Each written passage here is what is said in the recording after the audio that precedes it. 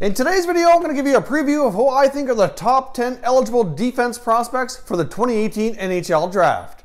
And that's coming up next.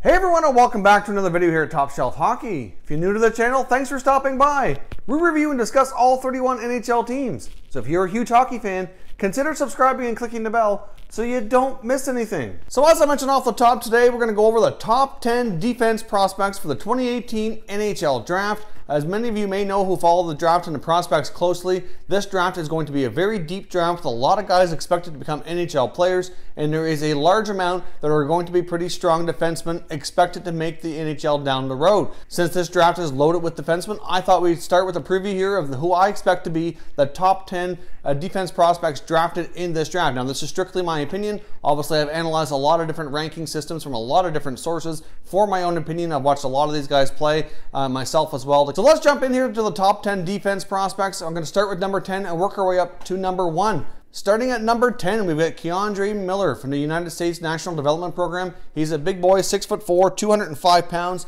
He's a very powerful skater. He's going to be playing for Wisconsin next season. He's a pretty solid defender. Miller played forward for most of his life. It wasn't that long ago that he was switched to defense at the advice of one of his coaches, and he has really excelled in that role. Miller is looked upon as being a tremendous overall athlete, so he has a lot of natural athletic ability. So because of that, as the recommendation of his coaches, he switched to defense, has become a pretty solid two-way defender, and said he is going to be playing at Wisconsin next year, so he's at least 1, maybe 2 years away from having a crack at the NHL. He's a great skater, moves the puck well, pretty good offensive instincts, especially after all those years of playing forward. He knows how to score, knows how to get the puck to the net.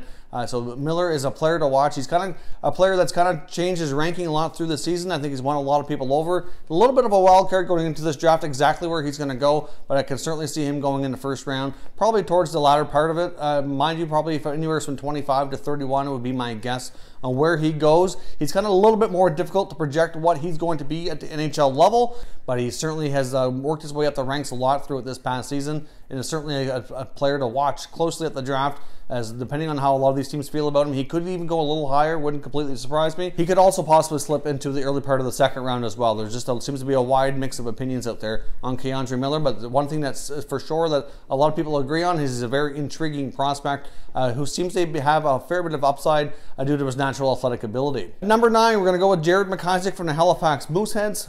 Jared McIsaac was born and raised in the province of Nova Scotia.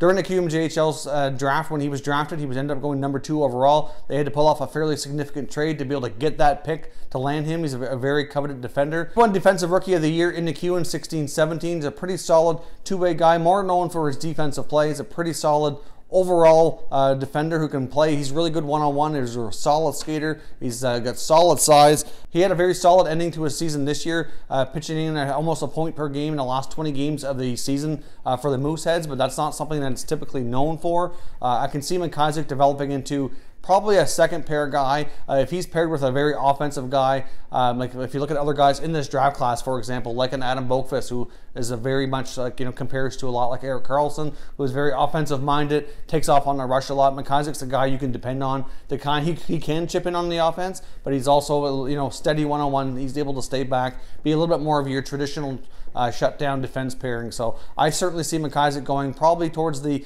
latter part of the first round, anywhere from 20 to 30, somewhere in that range. But I certainly have high hopes for McIsaac to make the NHL and to be a pretty solid two-way defender. At number 8, we're going with Rasmus Ondine from the OHL from the Sault Ste. Marie Greyhounds. Obviously, Ondine is from Swedish descent here, but he's played this last year in the OHL on a stacked Greyhounds team who had a tremendous season. Ondine's had an opportunity to really develop his game a lot during his 1 year in the OHL. Ondine's a great skater and has a really high hockey IQ, which is something that you really just can't teach players. He's a great passer. You could probably argue that he's one of the top 3 passers amongst the defensemen in this draft class. I mean, right up there with guys like Evan Bouchard, who's a tremendous passer as well. I mean, Ondine is a type of guy who could certainly help a power play out in the future. He's really good at getting the puck out of the zone, great first pass as well. And he's also pretty solid defensively. He's a guy who can certainly no slouch on the defensive end of things for sure. Under 18 Ivan Halinka tournament, he was paired with fellow Swede Adam Boqvist, and they complemented each other rather well, where Boqvist is a little bit more of the offensive-minded wild card, like I said, who kind of compares a little bit to Erik Karlsson in the NHL. This is a player who, when paired with him, Ondine really leveled him out and kind of was that Mark Mathot to Erik Karlsson, if you will, who's he's able to chip in on the offense, but he's very sound defensively and compare well with a very offensive-minded guy like Boqvist. So they certainly complement each other quite well at the Ivan Halinka under 18 tournament for sure. He certainly covered up a lot of the defensive gaps on his defensive partner. Like I said, but he's certainly no slouch when it comes to the offense, but he's more known for being a well-rounded two-way guy. In my opinion, he projects to probably be a second-pair defense guy in the NHL and should be relatively solid. The number 7 defensive prospect in this draft, in my opinion, is the WHL's Ty Smith. Obviously, Ty Smith played for the Spokane Chiefs in the Western Hockey League, had a tremendous year. Smith's had an opportunity to represent Team Canada on a number of occasions. Looked upon as a very solid two-way guy with good leadership skills. He's often worn either the C or an A on the different teams he's been on, so he's certainly a guy that coaches rely on to help with the team a lot. So that shows a lot of leadership at a young age, so that's always great to see. Smith is probably better defensively than a lot of these guys in this draft. For the ones that we're going to discuss, at least, a lot of these guys are known more for their, especially the ones ranked further ahead that we haven't gotten to yet, more known for their offensive abilities, which seems to get a lot of the attention. But obviously, you need guys that are strong defensively as well, which, obviously, that some of the guys we already covered here are pretty solid defensively as well. But I think Ty Smith has an edge up on most of those guys as well, and can also contribute on the offensive side of things as well. I mean, Ty Smith is no offensive slouch by any means. He certainly logged a lot of big minutes over his season in Spokane and when he's represented Team Canada as well. Like I said, he's no slouch offensively. He did put up 73 points in his last WHL season here with the Spokane Chiefs, so he's a pretty solid two-way guy. His play towards the end of the season might have dropped his draft stock a little bit. Some of the tournaments he played in, didn't have the best showing, didn't have the best tournament. But overall, I think Ty Smith is a pretty solid two-way defender. Probably projects to be probably a second pair type of player. Ty Smith is not an overly big defender, so he has to use his size wisely and be able to get into the dirty areas and kind of get the puck out and then use his skill and his speed to move the puck out of the zone. So there's a lot of smaller defensemen in the NHL nowadays. You don't have to be that huge power defender in the back end. And but at the same time, if you are smaller, you have to be able to use your quickness and your skill on the defensive side of the game to your benefit, and that's something that I feel Ty Smith is really strong with. Now, the number 6 defensive prospect in this draft, in my opinion, is Bode Wilde. Now, Wilde is another player who's come from the U.S. National Development Program. He has committed to playing for the University of Michigan next season, so Wilde will be at least 1 or 2 years away from the NHL. He's a little bit of a wild card, if you will, as well. Kind of reminds me, in a sense, kind of like what I said about Keandre Miller. His game can be a little bit unpredictable at times, but I think his upside is just too good, which is why I have him ranked higher than a lot of these other defensemen that we've already discussed. But he's got great size, he's a great skater, he's a good puck handler. His hockey sense is kind of what comes into question at times, and the only reason I kind of contemplated putting Wilde a little bit lower on this list, but it's because, in my opinion, hockey sense and hockey IQ is just something that's very difficult to teach. Like, it's just more of a natural instinct when it comes to your hockey sense and your vision and how you see the game. Like, that's not something you can really teach players to do. Like Wilde, as much as he'll be known for making a phenomenal offensive play, and then follow it up with a big blunder of a bad play. So, like, it's one into the other. You get the good with the bad, the yin and the yang. So, I mean, Wilde, like what I said, that's why he's kind of known as a little bit of a wild card. But with the right coaching and the right development, and he's going to be playing university hockey at the University of Michigan, which is good for him.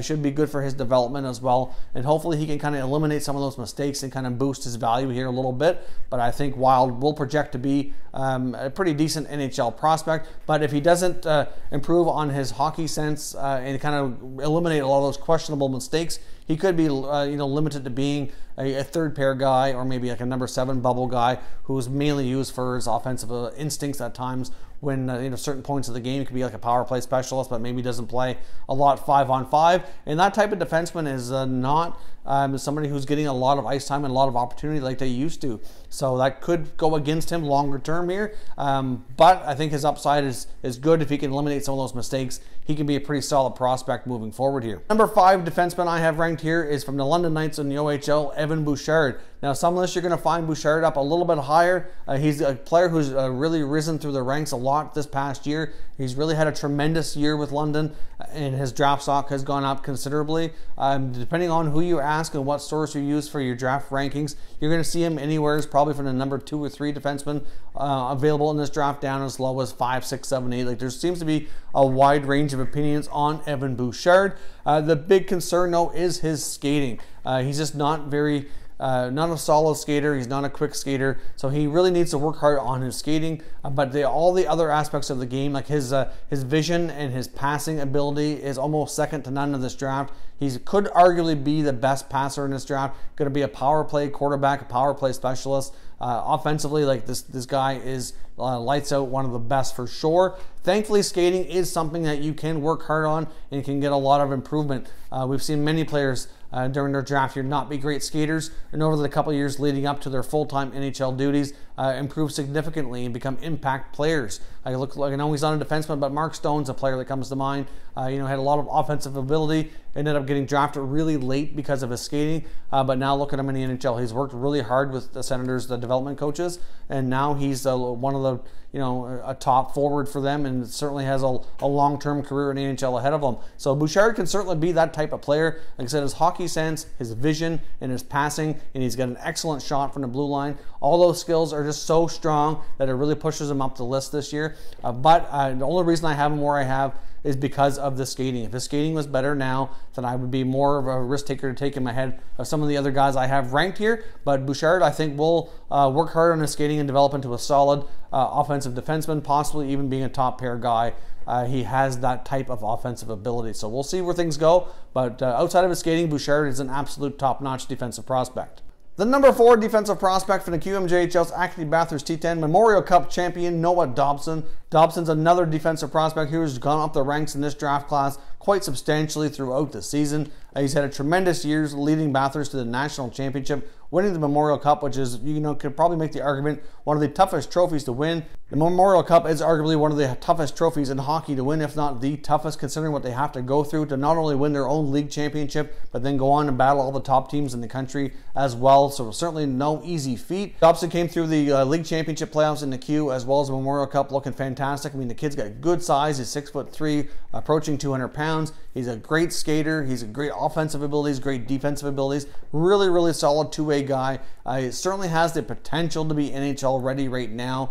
Certainly a possibility. He's got a pretty good shot. He can play power play. I could see you using penalty kill as well. Like, he's certainly one of the better defensive side of the games as well in this draft. So I mean, Dobson has a tremendous upside. It's hard to say where he's going to go in this draft. I've seen him ranked anywhere from, overall this is, anywhere from like, 6 down to 10. It kind of depends, but he'll certainly be top 10. That would be quite surprising if he wasn't.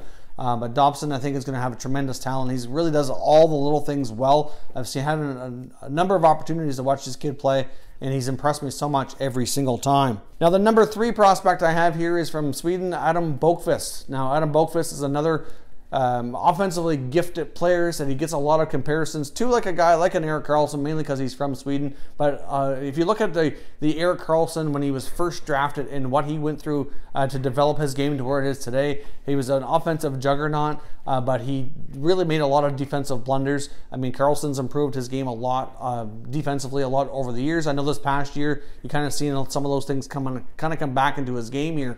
But Bokvist kind of reminds me of Karlsson in a sense. They're very similar size. Their height and weight are very comparable. Offensively, Bokvist is really good. He's a really good skater. He's really quick, so that compares well to Karlsson. His offensive instincts, his vision, he sees ahead. He's a very intelligent player when it comes to the offensive side of the game. He's had a little bit of a knack about being a little bit stubborn on the defensive side of the game and to work on that. So I think that's where he's going to need to work on in order to really propel himself up to be a top-notch NHL defenseman. But if you all remember, really, it was a couple of years went by before Karlsson really got into a full-time role with the Senators.